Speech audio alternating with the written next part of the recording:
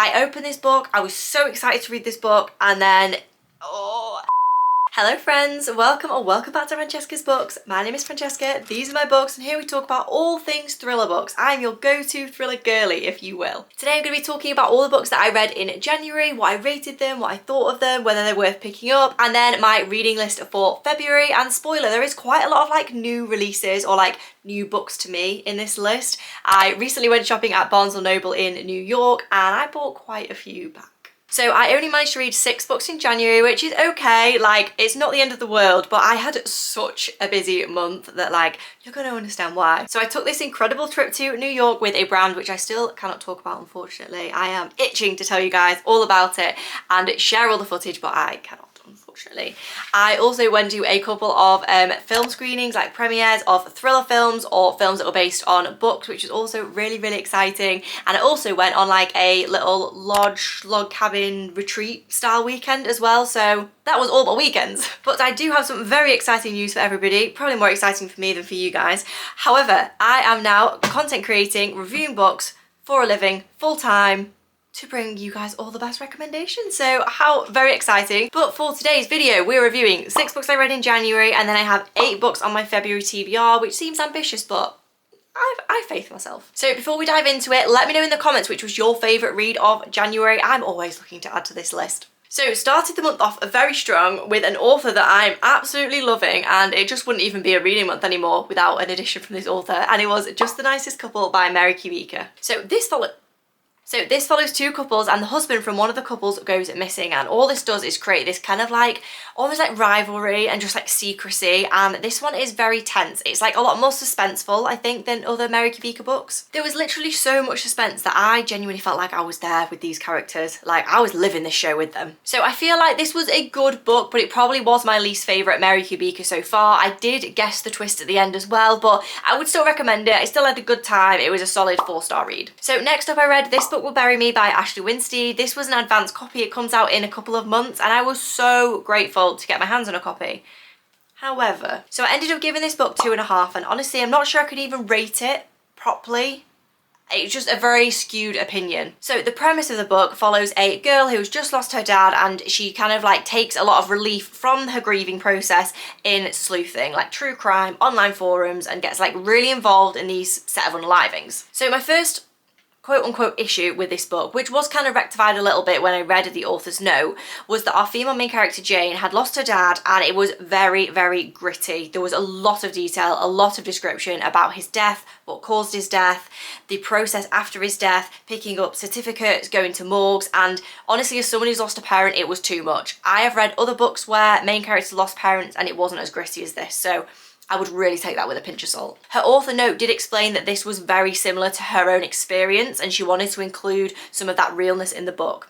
Completely understand, just didn't really sit well with me. The second problem with this book was the fact that one of the cases she was working on is based on a real life unaliving case. So there was a string of unalivings in Idaho in real life, and this case is still going to trial, and it was very, very similarly mimicked in this book, which is obviously fiction. Also, this book felt about 100 pages too long. I kind of got a bit bored, honestly. Even if it wasn't for the using the true crime aspect to mimic a fiction story, I still didn't love it. The main positives about this were that I really enjoyed the sleuthing and the concept. Like, it was a good premise if it wasn't based on true events. And I did really like our main characters. They were very like well developed and had a lot of their own issues going on. But unfortunately, it's staying at 2.5. Then next up, I read The First Girl by Claire McGowan, which I read as part of Tandem Collective's Thrills and Chills book club. So Tandem Collective have recruited me as their super sleuth for their campaign with Amazon Publishing on some of their original books over the next few months, and The First Girl was January's pick. So this follows a woman whose ex is a serial unaliver. I mean, does it actually get worse than that? So our female main character comes from New York, where she's currently living, back to her hometown in Yorkshire because these crimes have started again,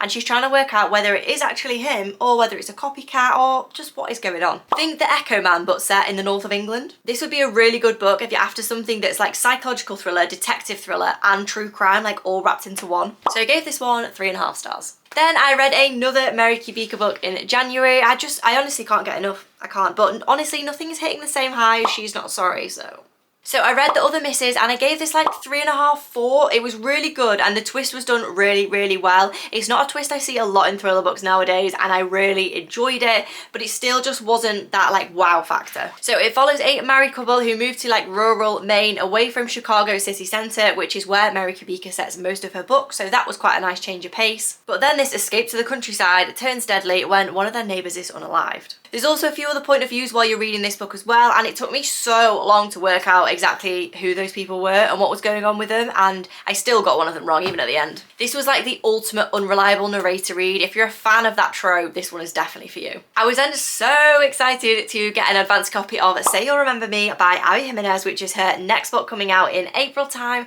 and I opened this book, I was so excited to read this book, and then, oh, it was good. I'm not gonna lie, it was really, really good. It just didn't have that je ne sais quoi that her other books have for me, personally. I think for me, though, this may have been to do a little bit with the premise of the book. It was like a long-distance relationship where they just both wouldn't move together, and I think in my head, I just cannot even fathom why you wouldn't do that. And obviously in the book it's justified, and you know, he's got a clinic and she's got family and da-da-da-da. But you just make it work, you know? And I think I was just getting so frustrated with that I couldn't see it through its normal lens. So let me just rewind a sec. This couple meet in a vet surgery. He's a vet and they go out, they go on this like really, really amazing day, but she is literally moving to the other side of America the day after. So she still goes ahead and does that, and then he is like, I really want to take you out, and she's like, this will never work, like this long distance will never work. And then like 6 months later or something, they get back in touch, they go out, and then it's just this absolute battle for them to make it work, and it was quite emotional, honestly. It was quite sad. So compared to other romance books, this was still an absolute knockout, don't get me wrong. Really enjoyed it. There's something in this author's writing which will just forever make me happy. But if you're gonna pick up an Abby Jimenez book, I would definitely recommend Yours Truly or Just for the Summer. They were... And then my last pick of January, I finally read Message Deleted by Cale Slater. I have been going on about this for so long and I finally read it.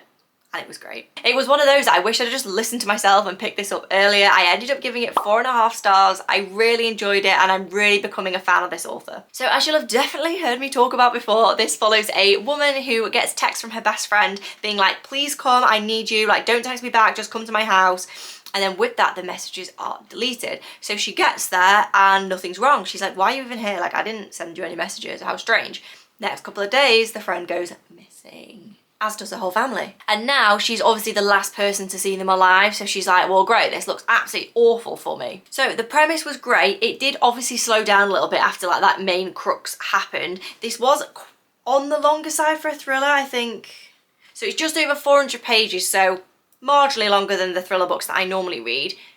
Dragged slightly, but that was pretty much my only grievance with this book. That's the only reason it didn't get a 5-star, basically. What I did love about this book is that the characters were absolutely amazing, super well-rounded, all had backstories. There was quite a few characters that were like, could have been involved, but like at the same time, not too many to keep track of. It was just really, really well written. So that was my top pick of January, by far. And then moving on to February's TBR. There is so many books on this list. It is super ambitious. I have 8 books I'm going to attempt to read this month, but I mean, come on, it's my job now. So first up, I'm going to reread The Housemaid. Second I saw this was becoming a film, I was like, yeah, immediately added to the TBR. I gave this 5 stars the first time. I have no doubt I'll give it 5 stars the second time. It's a super easy read. It's a tense read. It's a twisty read. Like, if you haven't read this, you literally can't go wrong. It's everything you could want in a thriller book. So yeah, I'm gonna reread it. I'm just very excited for some like quick Freedom McFaddenlicious reading. So this is the first book that I've picked up in Feb. Oh my god, my book nearly fell out the window. No, Mary Kubica, don't leave me. So this month's TBR is very, very much made up of the books that I bought in America at the start of this month, as well as like a few other random picks. But before I get to those, I'm gonna read Nemesis by Greg Hurwitz. This year, I really wanna like push myself out my comfort zone a little bit more in terms of the thrillers that I'm reading. So this is like a very suspenseful action style thriller, like very like James Patterson-esque. And it follows a former government assassin who's just going about his business when his best friend betrays him. Girl, why? Even Karen Slaughter said that it's top notch, so we're living for this. Then I'm going to read The Business Trip by Jessie Garcia. My girl Caitlin, who I met in New York, was recommending this through and through. It's all over her book talk, and I was like, this sounds good. As soon as I read the synopsis, I was like, yeah, I totally get why. So it follows two women who are on a flight and they're connected to the same guy, but they don't know each other. And then he goes missing. And you're like, did they know each other? Didn't they know each other? Like, or what's he done to them? What have they done to him? And they text their families like very similar things about the situation. Even Frida McFadden said there's non-stop twists and turns, so. This one's coming very, very highly recommended to me. I'm also going to read Orbital by Samantha Harvey this month, and this is a bit of a like random pick to be included in like all these thriller books, but it's this like super short novel about these 6 astronauts who are in space and a disaster happens, and it's kind of like a story of like humanity and Earth and everything that's to be grateful for in life. Now, I've only seen people review this being like, amazing, 5-star, most profound thing I've ever read, or people be like, I just don't get it. So I'm excited to see which side of that debate I'm going to be on. It also won the Booker Prize in 2024, so I mean, there must be some sort of clout to this. Then I'm going to read Things We Do in the Dark by Jennifer Hillier. This is another author that I've been absolutely vibing with recently, and this is a book that I could only get in America, so best believe when I saw it, I immediately bought it, even though it was $19. Oh. So this follows a woman who is arrested at her home. She's in the bathroom and her husband is unalived in the bathtub behind her, but believe it or not, that is not her biggest problem right now. There is somebody who's just been released from prison who is going to expose way more than what has just happened between her and her husband. This is one of those books that I consistently see in people's like top thriller books of all time list, so very excited to read this one. Then of course would not be a reading list without a Mary Kivika book, so I'm going to read Don't You Cry this month. I actually need to count how many books she has on her backlist. I feel like I'm really getting through them now. So this follows Quinn, whose roommate just vanishes out of their apartment in downtown Chicago, and then there's another point of view of this guy Alex who works in a coffee shop and he meets this really mysterious woman. And I think these timelines just kind of like overlap, but who's who, we don't know. Classic Mary Kivika. I'm also going to read Look Closer by David Ellis this month. This is a book that has been recommended to me so many times that I feel like I'm going to explode if I don't read it soon. This was another one that was only US published, so I do think I have a copy on my Kindle, but when I have the paperback, I'm just so much more likely to read it. I don't know if anyone else is the same. So this follows a couple who appear perfect, but obviously are not, as they never are in these thriller books. And it's basically a story of like obsession, revenge, affairs, like feels like rich people drama. You know, for the longest time, I thought these were the same book. Like for so long, so much so that when I found this one in a charity shop, I was like, oh my god, I found a US published book, this is amazing. No. I don't know. Just me. Did anyone else think this? And then the final book that I'm going to read in February is The Last One at the Wedding by Jason McCurlack. This is his latest release and it's on 99p on Kindle for February. So as soon as I saw that, I was immediately like, buy, yeah. On this month's TBR. I don't actually know too much about this one apart from it's set at a wedding and there is a load of suspicious characters, and it follows the point of view of our male main character who goes to his daughter's wedding, I believe, and then everything just kind of goes into chaos as these things do. I absolutely loved Hidden Pictures by this author, but I've heard mixed things about this one, so I'm going in with medium expectations. So that is everything I read in January and everything I'm going to read in February. Let me know where you think I should start in February, and of course let me know which was your favourite book that you read so far this year. Happy reading, see you soon.